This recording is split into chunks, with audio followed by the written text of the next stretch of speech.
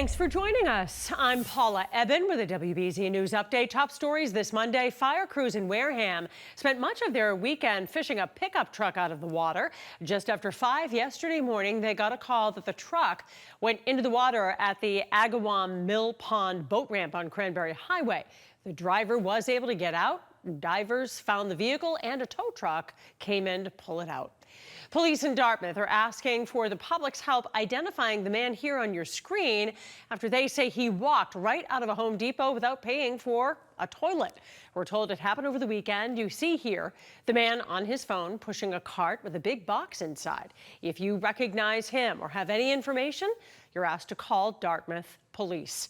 4th of July celebrations are right around the corner, and if you're looking for a unique spot to watch the fireworks in Boston, View Boston is offering a deal to see the sky light up 750 feet in the air. Tickets are on sale for the 4th of July celebrations at View Boston. $75 will get you access to the top 2 floors of the Pru from 8:30 p.m. to midnight.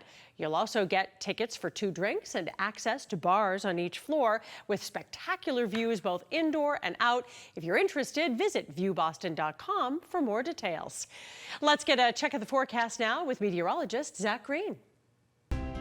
Unsettled conditions, well, they're starting now and they're going to last through the end of the day, last through the end of the week, the end of the month, and maybe even into early July. There's not going to be much of a difference between today and the end of the 7-day forecast with a summer feel for the entire stretch. Loads of humidity. Lots is probably an understatement. At this point in the season, it's not exactly the dog days of summer yet, and we're already feeling those humidity values between about 95 and 98%. That's also more of a saturated air to give us those daily chances. So some pop-up showers and thunderstorms as we speak, and we'll have more in the days to come. Watching the tropics Friday, Saturday, and Sunday for the remnants of what was Tropical Storm Cindy will maybe turning up the seas a little bit once we move into the upcoming holiday stretch. So we'll talk about that more in a moment. But there you have it. When you see 67, 68, 69, 70 degrees, this is really tough stuff. More on that tropical Floridian type of air. With the high temperatures landing near 80, it's going to be feeling about 5 degrees warmer still. So we had a heat index close to 90 yesterday, and we're going to try and carry that over this time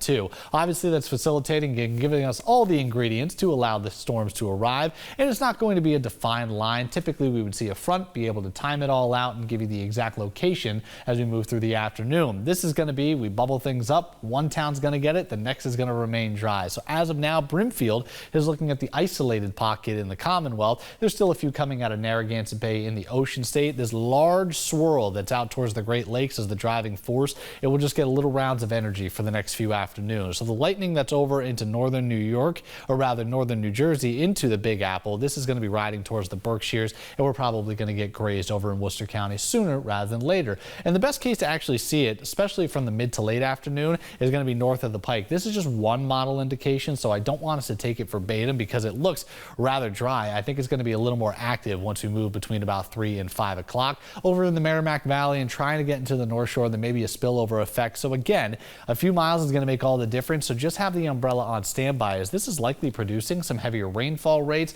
We're going to get some frequent lightning strikes and we get gusty winds on top of it as well. I think that's actually the main component. We get caught under one of these cells. There's a lot of energy coming out of the top of the atmosphere, draining down towards the surface. A straight line wind is a possibility. It's not going to be rotational. It still brings down some branches, brings out some power lines, and could be bringing debris across your yard, maybe even on the streets right in front of your house. Once we move into the coming days, it's all the same effect. We've got the upper 70s and low 80s with scattered to isolated thunderstorms every single afternoon. Thursday may be our slight chance of improvement. We try to diminish some of that possibility, and by Friday, with any luck, things are going to be quieting down. Remnants of Cindy at that point, though. I have his eyes set on the eastern side of the region, especially offshores. We're going to be picking up the swells a little bit more. It may do enough to churn things up for Saturday and Sunday. We'll keep a close eye on the holiday stretch in the days to come.